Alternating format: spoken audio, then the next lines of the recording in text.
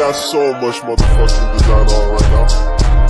Bring it down, bring it down, bring it down. I got 3 whole thoughts on the block. Bitches on my line, and you know. Alhamdulillah, puji syukur rahmat Tuhan Yang Maha Esa. Tak lupa juga salawat pada baginda Rasulullah Sallallahu Alaihi Wasallam. Yang saya hormati dosen pengampu mata kuliah pengantar ekonomi mikro, yaitu Ibu Sri Rahma SEME, dan rekan-rekan penanggungan perjuangan yang saya sayangi dan saya banggakan. Di sini izinkan kami dari kelompok 3 akan mempresentasikan hasil diskusi kami mengenai ekonomi mikro dan ekonomi makro. Baiklah, sebelumnya perkenalkan dulu. Kami dari kelompok 3, saya sendiri atas nama Tiara dengan NIM 501230045, Haikal Maulana 501230040, Dina Sundari 501230046, Khalifah Triap Korin 501230047, dan Ririn Rositasari 501230048. Langsung saja ke pembahasan yang pertama, yaitu ekonomi mikro.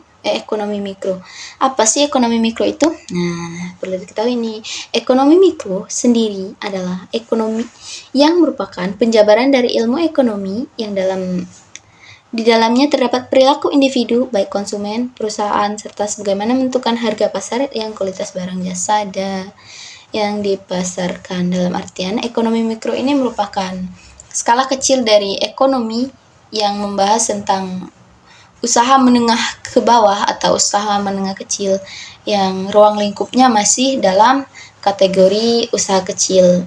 Nah, kalau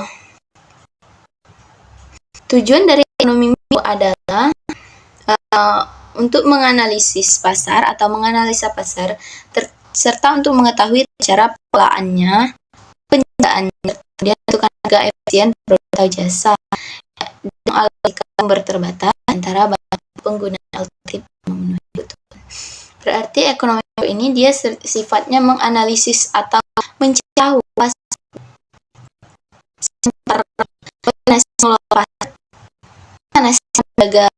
harga pasar, serta bagaimana mendistribusikan produk atau jasa yang ingin dipasarkan. Selanjutnya ada tujuan ekonomi, di antaranya itu. Ya, tadi setelah saya sebutkan dalam tujuannya yaitu mengetahui kelebihan dan kekurangan pasar, mengetahui produk saja yang dibutuhkan dan mengetahui harga, misalnya untuk mematok harga berapa sih yang pantas untuk dipasarkan di pasar ini. Baik. Mungkin itu pesan dari saya, akan dilanjutkan oleh rekan ya. Baik, saya akan melanjutkan presentasi dari teman saya, yaitu adalah ruang lingkup pada ekonomi mikro sendiri, mengacu pada kegiatan rumah tangga dan perusahaan.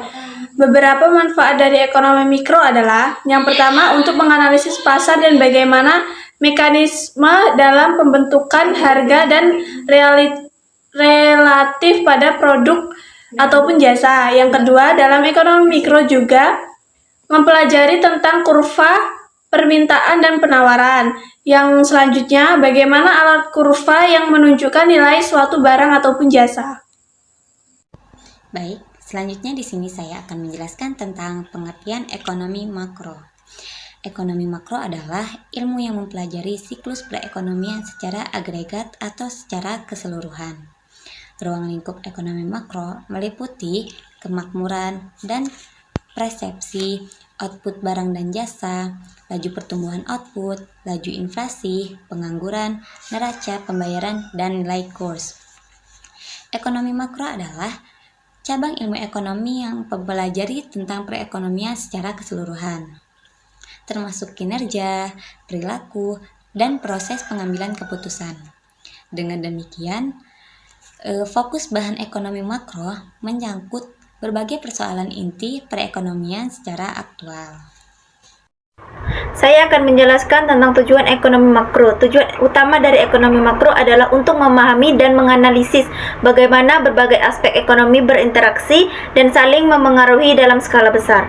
Ekonomi makro mempelajari mekanisme bekerjanya perekonomian secara keseluruhan seperti tingkat pertumbuhan, inflasi, suku bunga, dan neraca pembayaran. Tujuan ekonomi makro adalah untuk membantu pemerintah dan swasta dalam mengatasi masalah yang timbul dalam perekonomian, seperti pengangguran, tingkat pertumbuhan, dan keseimbangan neraca pembayaran. Ada juga tujuan lain ekonomi makro untuk memahami pertumbuhan ekonomi suatu negara, mengendalikan tingkat inflasi agar tetap stabil dan tidak mempengaruhi masyarakat, serta mengoptimalkan kesejahteraan masyarakat secara keseluruhan. Dan saya sekarang akan menjelaskan yaitu ruang lingkup ekonomi syariah. Ilmu ekonomi makro memberi peranan besar dalam pemerintahan karena mencakup penanganan masalah-masalah ekonomi dalam skala nasional ya. Adapun upaya-upaya yang dilakukan dalam penyelesaian masalah ekonomi makro dilakukan melalui kebijakan fiskal, kebijakan moneter, dan kebijakan pertumbuhan dan yang berkelanjutan. Dalam bidang ekonomi makro sendiri mencakup ruang lingkup yang berfokus pada perspektif individu di kalangan konsumen yang dibahas dalam ilmu ekonomi makro. Di antara yang pertama, perilaku konsumen dan produsen dan dalam pengambilan keputusan dan ekonomi. Yang kedua, menetapkan atau menentukan harga dan jumlah barang atau jasa yang akan diperdagangkan. Yang ketiga, alokasi sumber daya. Yang keempat, menentukan modal pasar. Yang kelima, industri. Yang